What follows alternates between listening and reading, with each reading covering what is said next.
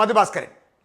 പ്രായമായ അച്ഛനമ്മയ്ക്ക് അസുഖം ബാധിക്കുകയോ അല്ലെങ്കിൽ നന്നായി പ്രായമാവുകയോ ചെയ്താൽ എൽഡേഴ്സ് ഹോമിൽ കൊണ്ടാക്കുകയും സ്വത്തിനു വേണ്ടി അച്ഛനമ്മയെ കൊല്ലുകയും ചെയ്യുന്ന മക്കളുടെ വാർത്തകൾ നമ്മൾ വായിക്കാറുള്ളതാണ്. പ്രായമായവർ, രോഗം ബാധിച്ചവർ ജീവിതത്തിൽ നമുക്ക് ഭാരമായി മാറുന്നു എന്ന ചിന്താഗതി ലോകത്ത് നിലനിൽക്കുന്ന ഒരു ലോകത്താണ് നമ്മൾ ജീവിക്കുന്നത്. അങ്ങനത്തെ ഒരു ലോകത്ത് നമ്മളെ അത്ഭുതപ്പെടുത്തുന്ന സംഭവങ്ങൾ കൂടി ഉണ്ട് എന്ന് നമ്മൾ തിരിച്ചറിയേണ്ടിയിരിക്കുന്നു. ലോകത്ത് ഏറ്റവും കൂടുതൽ കോമയിൽ ജീവിച്ചൊരു സ്ത്രീനെക്കുറിച്ച് ഞാൻ അടുത്ത കാലത്ത് വായിച്ചു.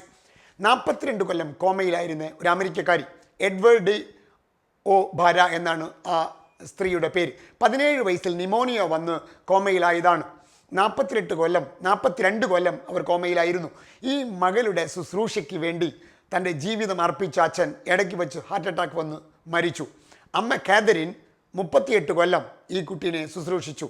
ഈ കോമ ബാധിച്ച് 38ാമത്തെ കൊല്ലം അമ്മ മരിച്ചു. പിന്നെയും 4 കൊല്ലം എഡ്വേർഡോ ഒ ഭാര ജീവിച്ചിരുന്നു എന്നാണ് രേഖപ്പെടുത്തുക. ആ 4 കൊല്ലം അവരുടെ സഹോദരിയാണ് അവരെ ശുശ്രൂഷിച്ചത്. അങ്ങനെ 42 കൊല്ലം കോമയിൽ കിടന്ന് ഒരു സ്ത്രീനെ സംരക്ഷിച്ച ഒരു കുടുംബം നമുക്ക് അത്ഭുതകരമാണ് എന്നതാണ്. സത്യം പറഞ്ഞാൽ അച്ഛനെ അമ്മയെ ഉപേക്ഷിക്കുന്ന മക്കൾ ഈ കുടുംബത്തിനെ പാഠപുസ്തകമായി പഠിക്കേണ്ടതാണ് എന്നതാണ് എൻ്റെ അഭിപ്രായം. ഒരു ദമ്പതിമാർ ഒരു ഗുരുവിൻ്റെ അടുത്ത് വന്ന് തൻ്റെ പരാതി രേഖപ്പെടുത്തി. ഞങ്ങൾ ദൈവത്തിനെ എന്നും ആരാധിക്കുന്നവരാണ്, ഞങ്ങൾ നന്മയുള്ളവരാണ്, ഇന്ന് വരെ ഒരു ദ്രോഹവും ചെയ്തിട്ടില്ല, അങ്ങനെയുള്ള ഞങ്ങൾക്ക് ദൈവം ഒരു ചതി കാണിച്ചു എന്ന് ഗുരുവിനോട് പറഞ്ഞു. ഗുരു ചോദിച്ചു, എന്ത് ചതിയാണ് ദൈവം നിങ്ങളോട് കാണിച്ചത്? ഞങ്ങൾക്ക് മെൻ്റലി റിട്ടയർഡായ ഒരു കുട്ടീനെയാണ് ദൈവം തന്നത്, അത് ചതിയല്ലേ? ബുദ്ധിമാന്ദ്യം സംഭവിച്ചൊരു കുട്ടിയെ ഞങ്ങളെപ്പോലെ നന്മയുള്ളവർക്ക് തരാമോ എന്നാണ് ഈ ദമ്പതിമാരുടെ. ഞങ്ങൾ എന്ത് പാപം ചെയ്തു ഇത് പേരുവാൻ എന്ന ചോദ്യത്തിന് ഗുരുവിൻ്റെ ഉത്തരം മനോഹരമായിരുന്നു. എന്തുകൊണ്ടായിരിക്കും ദൈവം നിങ്ങൾക്ക് തന്നത്?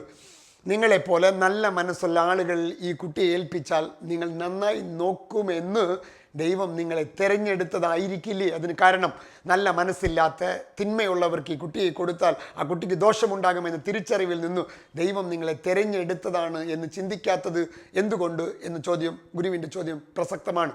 രോഗം ബാധിച്ച അപ്പനും അമ്മയും, പ്രായമായ അച്ഛനും അമ്മയും, വീട്ടിൽ ആരെങ്കിലും അസുഖം ബാധിച്ചവർ നമ്മുടെ കുടുംബത്തിലുണ്ടെങ്കിൽ ദൈവത്തിനോട് നമ്മൾ നന്ദി പറയുകയല്ലേ വേണ്ടത്? ദൈവം നമ്മളെ തിരഞ്ഞെടുത്തിരിക്കുന്നു. കാരണം നമ്മളിവരെ നന്നായി നോക്കാനുള്ള നല്ല മനസ്സുള്ളവരാണ് എന്ന് ദൈവം നമ്മളെ തിരഞ്ഞെടുത്തതാണ്. തിരഞ്ഞെടുക്കപ്പെട്ടവർക്കല്ലേ ഇത്തരം ചുമതലകൾ ദൈവം നമുക്ക് തരിക എന്ന് ആഹ്ലാദിക്കുന്നതിന് പകരം അതിനെ ഭാരമായി കാണുന്ന ഒരു തലമുറയ്ക്ക് മാറ്റമുണ്ടാകേണ്ടിയിരിക്കുന്നു എന്നതാണ്. നല്ല വിദ്യാഭ്യാസം എന്ന് പറയുന്നത് ഇത്തരം മൂല്യങ്ങൾ ഉൾക്കൊള്ളുന്നതായിരിക്കണം എന്ന തിരിച്ചറിവിൽ നിന്നാണ് മനുഷ്യൻ നിസ്സഹായ ആളുകളെ, രോഗം ബാധിച്ചവരെ, പ്രായമായവരെ സംരക്ഷിക്കാൻ ബാധ്യസ്ഥനാണ് എന്ന തിരിച്ചറിവ് കൂടി മനുഷ്യനുണ്ടാകേണ്ടിയിരിക്കുന്നു. അങ്ങനെ തന്നെ സംഭവിക്കട്ടെ. നിങ്ങൾക്ക് ഈ വീഡിയോ ഇഷ്ടപ്പെട്ടാൽ ദയവായി ഇതിനെ മറ്റുള്ളവർക്ക് ഷെയർ ചെയ്യുക.